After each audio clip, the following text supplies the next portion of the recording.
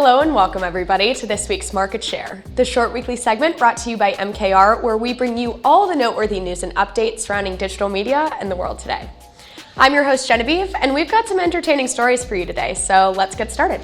First up, let's talk about 5 of the best brand tweets from the Super Bowl. As we know, brands have been going a little wild on Twitter lately, but these 5 brands really stood out when it came to reaching their audience in the right way. Twitter has become known as the second screen during the Super Bowl, and this year, brands who didn't even run ad placements were still playing off other brands. First, let's talk Sam's Club. After running an ad with the VIP experience, Michelob Ultra asked if they needed to bring ice to the virtual party, which Sam's Club responded to saying that Joey Burr, the Bengals quarterback, has already brought it. Many brands also reminded consumers that certain products go well together. Budweiser sent a tweet saying, "Retweet for football, comment for snacks, like for commercials." And Avocados from Mexico replied, "Hi, who's got their guac in one hand and beer in the other?" Now for my personal favorite. After Lindsay Lohan showed her Planet Fitness love, Jake from State Farm tweeted a meme that references a scene in Mean Girls when Damien says, "She doesn't even go here," except she actually does go there. Next, Mr. Peanut from Planters had a funny rebuttal to Coinbase's QR code ad, saying, "What did the QR code say? I was busy getting snacks." And finally, DraftKings was keeping up with every single bet from the wardrobe malfunctions to the color of the Gatorade that would be spilled at the end of the game. But one of their funniest was this picture describing the Bengals' offensive line. So if you look at these tweets, you'll realize each brand is staying in their lane while also finding clever ways to push the boundaries. Take notes. In the same vein as our last story, let's find out what people really think about brands on Twitter. Twitter Next has conducted a new kind of research to measure attitudes across brand tweets in 8 different countries.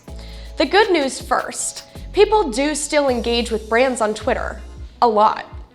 Conversations with and about brands on Twitter have continued to increase, which is a good thing because it means people are actually interested in what you have to say.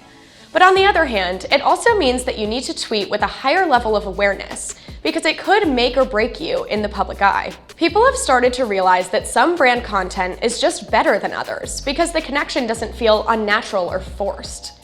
80% of people surveyed agree that they don't mind being sold to on social media, as long as it's fun, entertaining, informative, or moves them in some way. So basically, don't use Twitter as a thirst trap for your business. We always come back to the sea of same concept, but it is imperative that you show your authentic voice through meaningful conversations. Social media behavior outshines any distinctiveness between brands, and people are really starting to notice. Times are changing, which means that your tone has to change too, and only tweeting humor is not going to help you. Let's remember that people want to have the hard conversations with brands so that they can find companies that align with their own values. So don't be afraid to get vulnerable and authentically you on Twitter. Third up, let's talk about YouTube and 5 new things to watch for in 2022. First, let's talk about what creators should be excited for this year on YouTube.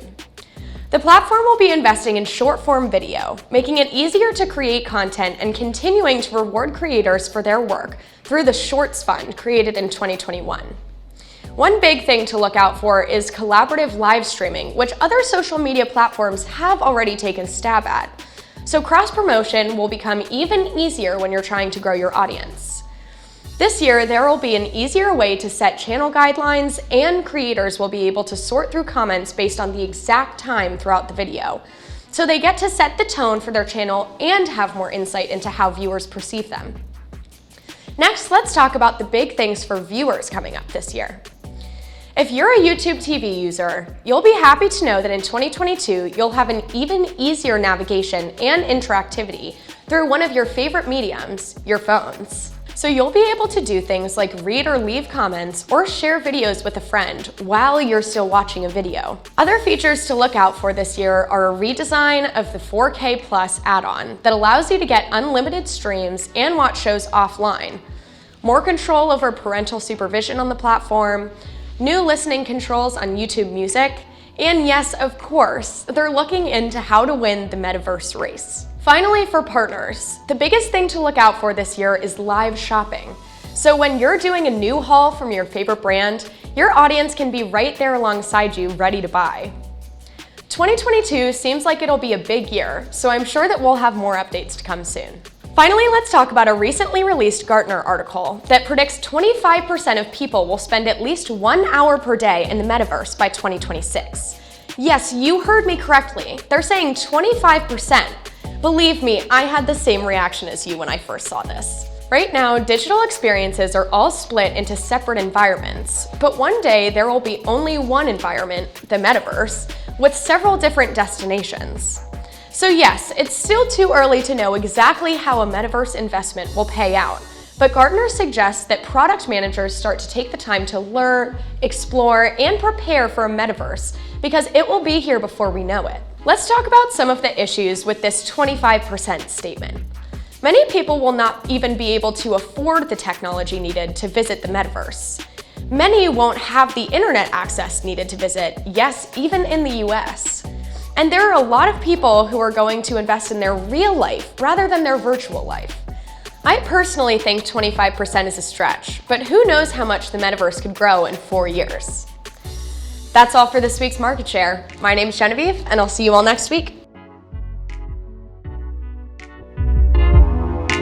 Joey Burr, the Bengal. Why did I mess that up? I'm sorry. IP experience. Oh, I hated the way I did that, sorry.